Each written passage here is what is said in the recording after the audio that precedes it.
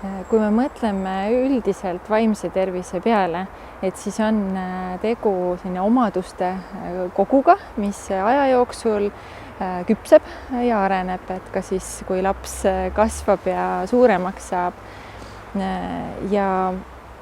nii nagu üldse tervisega, on vaimse tervisega ka sarnaselt, et teatud ajahetkedel see võib olla parem ja korras, ja teatud hetkedel kahjuks tõesti ka meie enda lastel ja noortel võib juhtuda, et see tervis saab kuidagi kahjustatud, et midagi hakkab häirima ja selle tervisega midagi juhtub. Mis siis mõjutab seda, kas tervis püsib hea või võib seal ka siis midagi minna korrast ära? Suur osa on lapse või noore enda isiklikul bioloogilisel haavatavusel, mis võib ka mõjutada kindlasti tervist, et kui tundlik ta näiteks on emotsionaalselt, kuidas ta üldse tajub ennast ümbritsevat maailma ja näiteks ka pereliikmete sotsiaalseid signaale näiteks. Ja teine pool, mis ju kindlasti mõjutab tervist, on see, mis meid ümbritseb, mingisugused elusündmused, keskkond ja ka sotsiaalne keskkond selle hulgas. Need on siis kõige olulisemad mõjutajad. Ja kui juba me mõtleme nende mõjutajate peale, et siis suur osa sellest ongi võib-olla lapsevanema võimusest väljas, et me ei valigi paljusid neid tegureid, mis võivad ka kahjustada lapse noore tervist, et seesama emotsionaalne tundlikkus. Inimesed ongi selle koha pealt väga erinevad, lapsed samamoodi ja mõni on tundlikum ja see võib luua haavatavust ka haigestumiseks rohkem.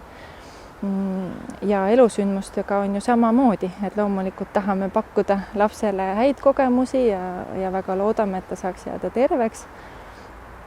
Aga võivad tulla elusündmused, mis teda kahjustavad. Me mõtleme mingisugused kriisid või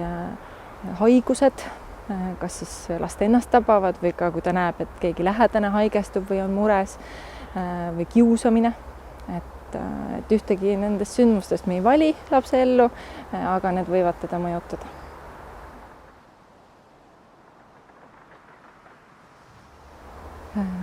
Kuna on palju asju, mis üldse ei olegi lapsevanema võimuses mõjutada, et siis päris täit sellist vastutust selle tervise säilimise eest me ei saagi võtta, aga on pakutud välja selline tore metafoor või kujund, et me saame lapsevanematena või üldse siis pereringina, lähedastena olla lapse jaoks turvaliseks kodusadamaks. Et alguses võib-olla ta ongi rohkem meie ligi, meie hoole all, aga paratamatult, kui laps kasvab ja iseseisvub, siis ta liigub kodusadamast ka eemale, võib-olla avamerele nii-öelda, ja võib seal puutuda kokku ka erinevate ohtudega, mis tema heaolu võivad ohustada. Ja siis meie saame olla vanemana selleks kodusadamaks, kelle juurde laps saab tulla tagasi, taastuda ja saame siis ühtlasi ka julgustada ikkagi ka jälle edasi avastama, et saame siis sellist turvatunnet seal pakkuda. Et kuigi paljude ohtude eest me ei saa last kaitsta, sest need ei ole võimalik alati ka ette teada, siis kaitsvaid tegureid, mis last raskuste puhul puhverdaks või hoiaks, et seda me saame kindlasti vanemana teha ja saame sinna panustada. Näiteks olla kursis lapse ealiste arenguvajadustega, vastavalt vanusele, siis pakkuda ka võimalust neid arenguvajadusi täita, alates sellest, et laps sööks piisavalt, nagu ta vajab ja puhkaks piisavalt, kuni selleni välja, et oleks meeldivaid kogemusi lapse elus, eduelamust, et ta saaks ennast arendada näiteks huvitegevuste kaudu ja ka siis kindlasti oluline kaitsetegur, millest vanemana saame hoolitseda, on turvaline kontakt. Et et laps saab meiega rääkida, meie juurde tulla, et see on ka midagi, mis kindlasti kaitseb ja hoiab seda tervist.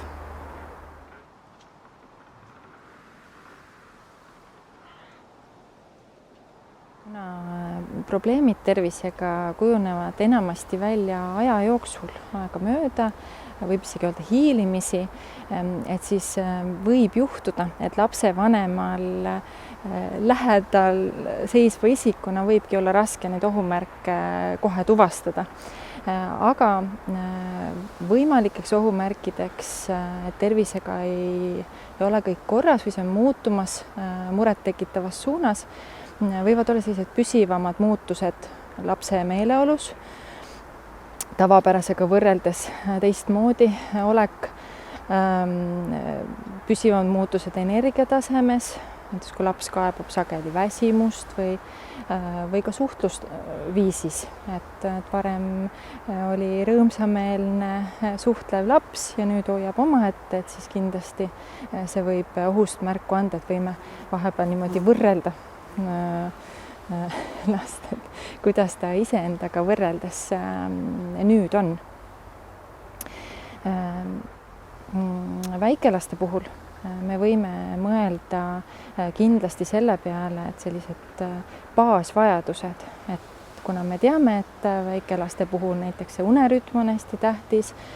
kas ta suudab magada, kuidas ta magab ja ka siis söömine, mäng, enda puhtuse eest hoolitsemine,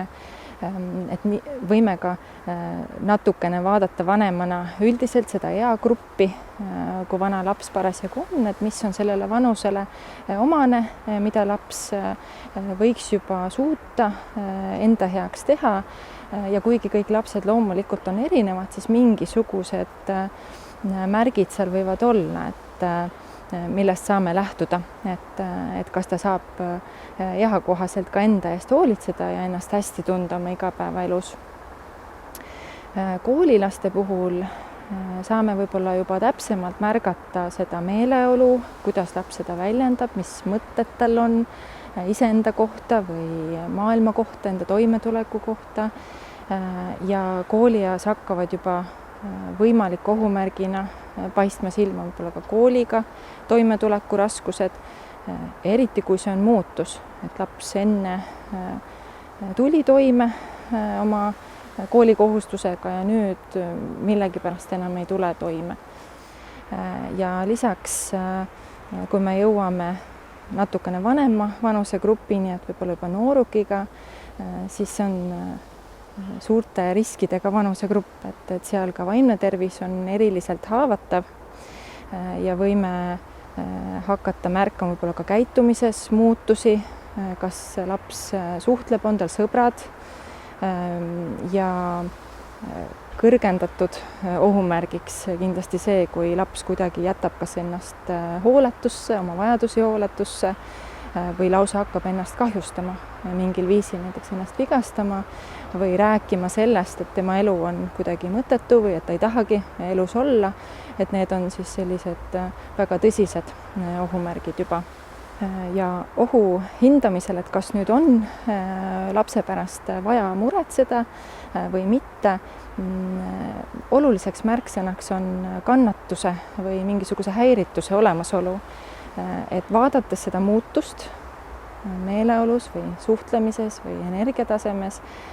kas laps, noor ise või keegi tema ümbert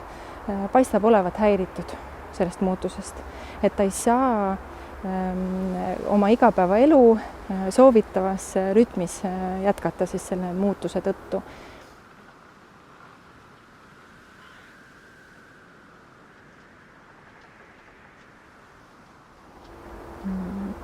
Esmalt ma kindlasti vanemana võiksin mõelda läbi, et mida ma täpsemalt olen märganud. mida lapse käitumises või mida ta on öelnud või ka väljendanud, et kui ma asun lähenema, mis on kindlasti selline tundlik ja võib-olla võib ka olla ebamugav vestlus vanemana pidada ja ka lapse jaoks võib-olla ootamatu, et mida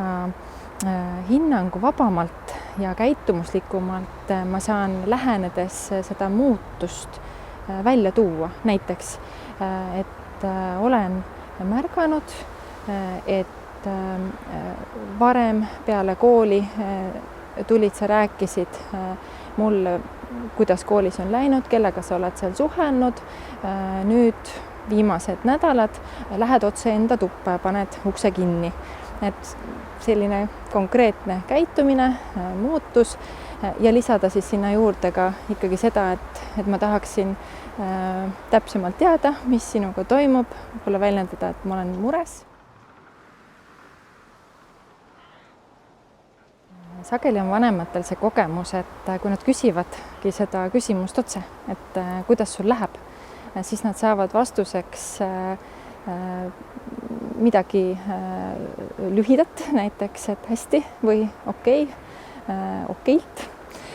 Ja sellega võib-olla see vestlus mõnikord piirdubki. Ja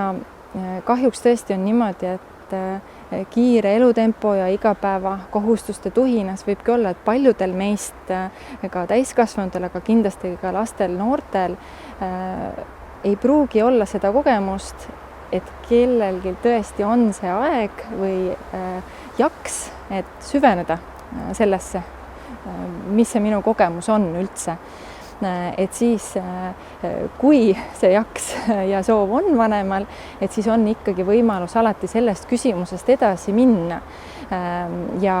uurida erinevate kogemuste kohta, et ma tahaksin päriselt teada, et tõesti, mis sulle rõõmu on teinud päeva jooksul või et kas sa suhtlesid kellegagi, kuidas see oli või ja just huviga küsida, et see ei oleks selline ülekuulamise tüüpi, et see võib paljusid lapsi noori kohutada, et kas midagi kahtlast on teoksil, vaid tõesti, et mind huvitab, kes sa inimesena oled, millega sa tegeled, et tahan olla selles osas kursis ja sinu jaoks olemas. Ja võib ju ka küsida siis selle kohta, et kas on olnud ka päeva jooksul näiteks midagi keerulist. Väikelapse puhul on ka võib-olla loomulik, et rohkem me saame aimu sellest, kuidas tal läheb koostegevuste kaudu. Et me tegutsemegi koos ja siis me näeme last rohkem kõrvalt ja saame ka siis selle kaudu natukene aimata ja ka mängu kaudu aimata, et kuidas ta ennast tunneb. Et neid selliseid näiteküsimusi on võimalik vaadata erinevatest materjalidest, näiteks vaimse tervise käematerjalidest, et seal küll on palju selliseid kinniseid küsimusi, et kas sa oled söönud, mida sa oled söönud, kellega sa oled suhelnud, et see ei pea jääma nii kinniseks see vestlus, aga sealt saab neid ideid, et mille kohta üldse küsida. Ja sealt tuleb ka välja see, et neid kogemusi me võime avastada erinevaid, mis kõik tegelikult vaimset tervist lapsel, noorel ka võivad hoida. Ühelt poolt vaimse tervise vitamiinina tõesti need meeldivad kogemused, mis üldse teda sütitab, millest ta niisugust eduelamust tunneb ja mis on üldse tema jaoks oluline, kuidas ta oma aega kasutab ja kas tal on sõpru, mis ta nendega koos teeb, et toredad teemad meil üle arutleda, et see ei peaks olema selline kohustus või sihuke ebamugavust tekitav teema, et kui juba laps saab ka kogeda seda, et me lihtsalt vestleme sel teemal, et vanem ka ei kasuta seda infot selleks, et tõesti, et nüüd milleski jälile jõuda, vaid et lihtsalt huvi pärast uurida, siis lähevad kindlasti need vestlused mugavamaks ka ja loomulikumaks.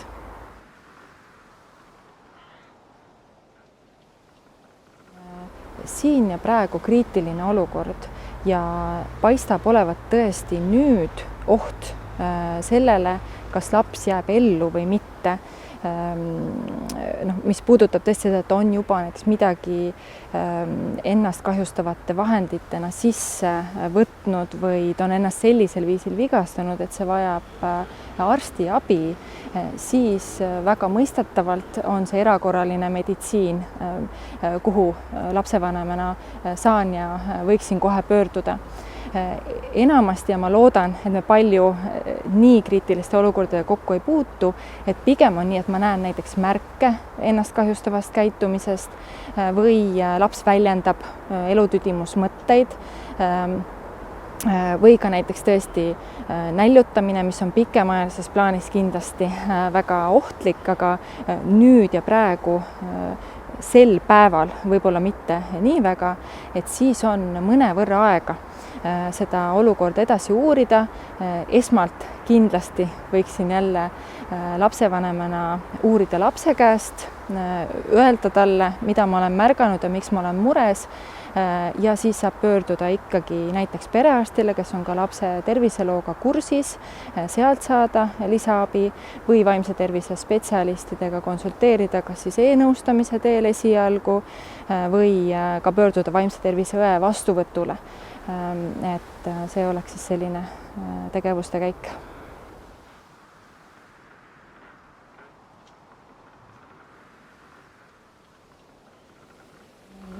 Sellised mõtted või ka vanemlikud süütunded on kindlasti väga levinud ja kindlasti ei ole ükski vanem sellise murega üksi. Sellises olukorras, kus laps väljendab tugevalt negatiivset tunnet justkui lapsevanema vastu, sellele on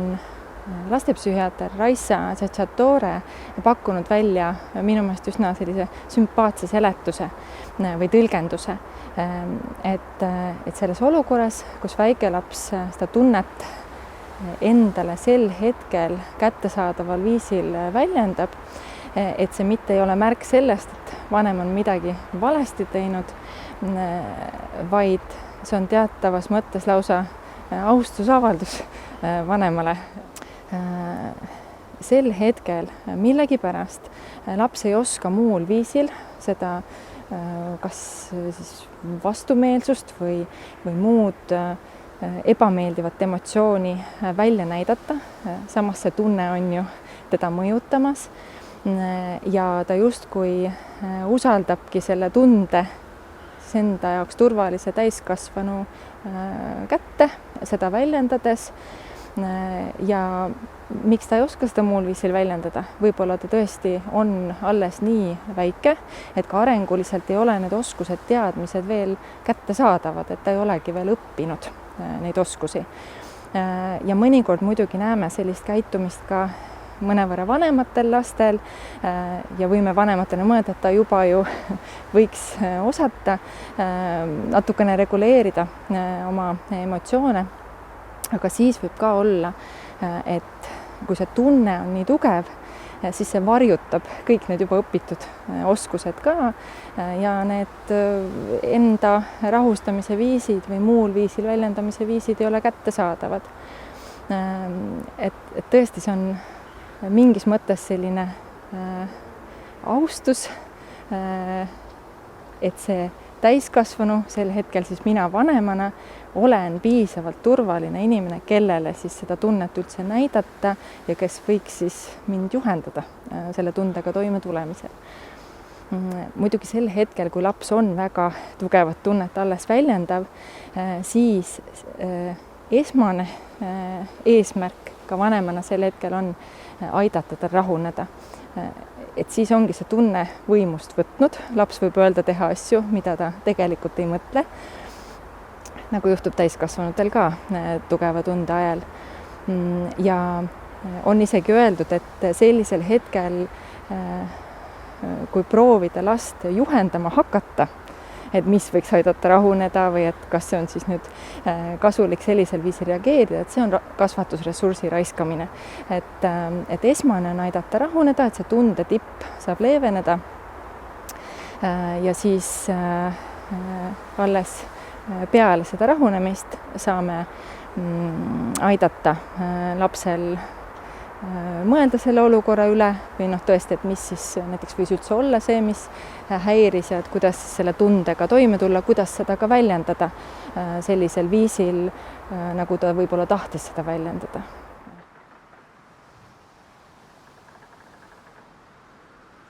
See võib ka olla üks kõige keerulisemaid vastuolulisi teemasid, millega vanemad võivad kokku puutuda, et ühelt poolt on nii oluline olla lapsega kontaktis, pakkuda talle lähedust, et ta tunneks ennast turvaliselt ja samas on ka tähtis eakohase iseseisvuse ja eraldumise võimaldamine. Kuidas seda tasakaalu hoida, eriti teismeeas tuleb see vastuolu välja, et tal on ju õigus väljendada enda tundeid, tal on õigus olla oma toas ja samas vanemana ma pean ju saama teda toetada, et ta ei jääks üksi, sest ka üksi jäämine, eraldumine, selline sotsiaalse tõrjutuse kogemus on noorukite jaoks eriti üks kõige ohtlikumaid riskikohti, mis võib neid kahjustada. Aga et võib-olla seal ka saaks leida mingisugust tasakaalu, et mitte küll seda ust lahti muukida, aga kui see esmane emotsioon saab rahuneda, kui see uks on kinni läinud mingi emotsiooni ajal, et siis ikkagi rääkida sellest, mis on minu jaoks vanemana tähtis, kuidas me saaksime toetada selles olukorras, kus minu jaoks on tähtis näiteks, et ta osaleks koostegevustes või et ma saaksin teada, kuidas tal läheb ja ma mõistan seda, et ta tahaks olla omaette oma toas. Aga kuidas me siit edasi läheme, et noorukitega eriti võiks arutada neid teemasid, sest neil on see võimekus täiesti olemas ja neil võib olla väga häid ideid, et kuidas see siis on, et kas on mingi kindel aeg, kui me saame omavahel rääkida või mis aja pärast ma võiksin tulla koputama, et ma ei jätagi võib-olla seda valikut, et ma üldse ei tule, vaid et kas ma tulen 5 minuti pärast või ma tulen siis 10 minuti pärast, et selles osas on valikuvabadusi on, aga selles osas, et ma tahan teada, kuidas tal läheb ja ma tahan talle toeks olla vanemana, selles osas ma siis järeleandmisi ei tee.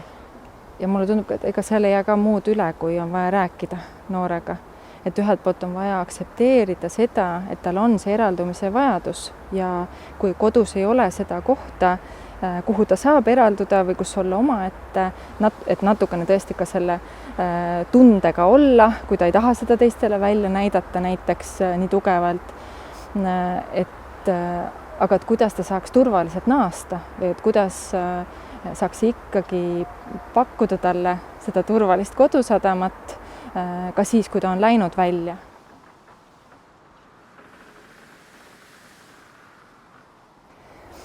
Seda tuleks kindlasti rõhutada, et lapsevanem on ka eelkõige inimene ja tunded tõepoolest on nakkavad. Et mõnikord ongi niimoodi, et see hea soovitus, mis teoorias on alati väga hea, jääda ise rahulikuks, päris elu olukorras ei ole sugugi nii lihtne.